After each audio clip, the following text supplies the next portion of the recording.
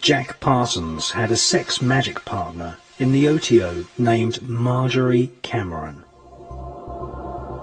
Whilst staying with her friend Renata Drux in Hollywood, Marjorie Cameron confessed that she had been part of the Babylon working ritual.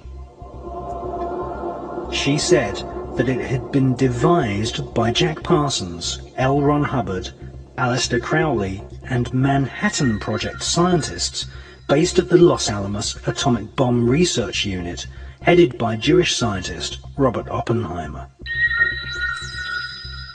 Marjorie Cameron confessed that during the Babylon working ritual, assisted by L. Ron Hubbard, Jack Parsons had sexually impregnated her at the point when the spirit of the Antichrist was bestowed upon him.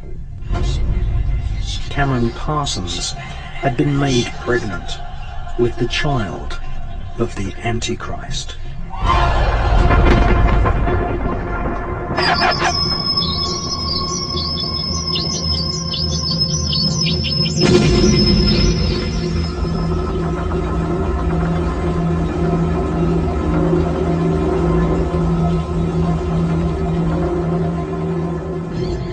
They were breeding what the Kabbalah describes as a golem, or a golem.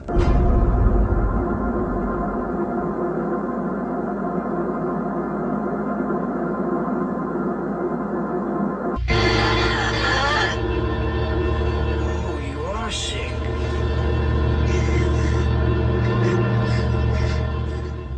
A golem is an artificially created humanoid, usually made from dead human body parts, which is animated by the magician chanting incantations and mantras.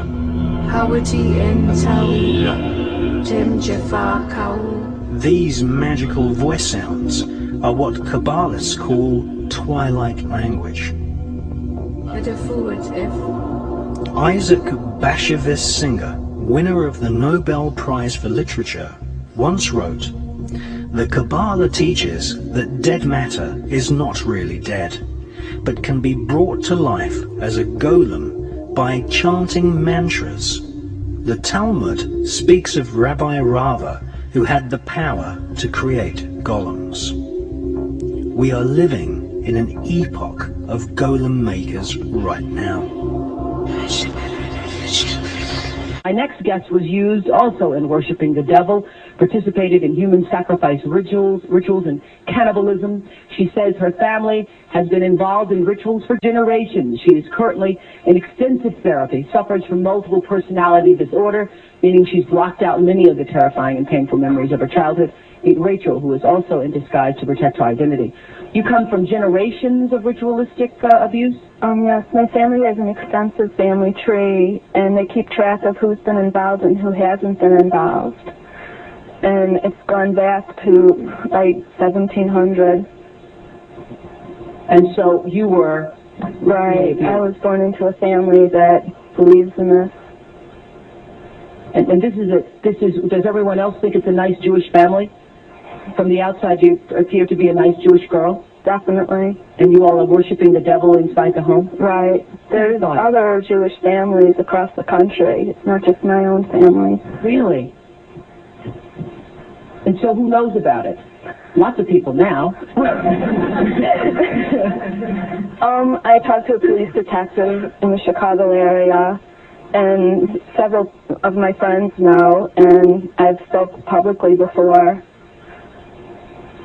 And so when you were brought up in this kind of evilness, did you just think it was normal?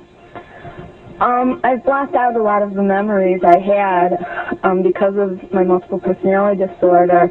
But yes, I mean, it's like if you grow up with something, you think it's normal. Mm-hmm. I always thought. So what kinds of things? You don't have to give us the gory details, but what kinds of things went on in the family? Well, there would be rituals in which babies would be sacrificed, and you would have to, you know... Who's babies? There were people who bred babies in our family, no one would know about it. A lot of people were overweight, so you couldn't tell if they were pregnant or not, or they would supposedly go away for a while and then come back. The other thing I want to point out, not all Jewish people sacrifice babies. I mean, that's not a very we kind of know that. This is the first time I heard of any Jewish people sacrificing babies. But anyway, so you witnessed the sacrifice. Right. When I was very young, I was forced to participate in that, in which I had to sacrifice an infant. And the purpose of sacrifice is to what? Is to bring you what? What are you sacrificing for? For power. Uh-huh. Power. And so, were you ever used? Were you ever used yourself? I was molested. I was raped several times. Mm-hmm. And what's your mother doing? She's in all of this. What's her role in all of this? I'm not exactly what her role is. I haven't, recovered all of my memories, but her family was extremely involved. Mm-hmm. She brought me to it. Both of my parents brought me to it. And where is she now?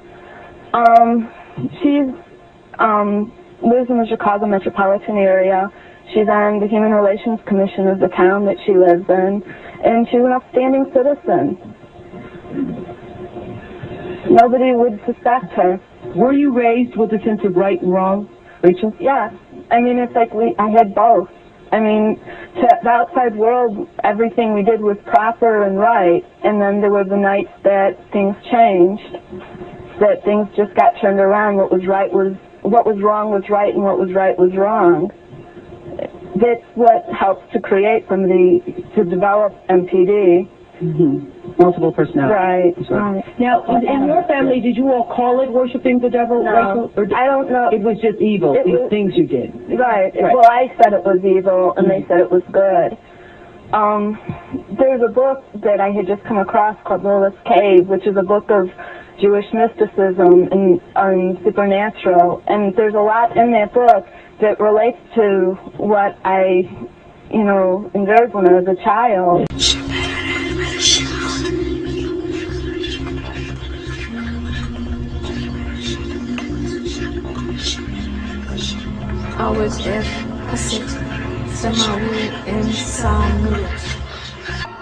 Interestingly, the devil in Rosemary's Baby is played by none other than Anton LaVey, founder of the American Church of Satan.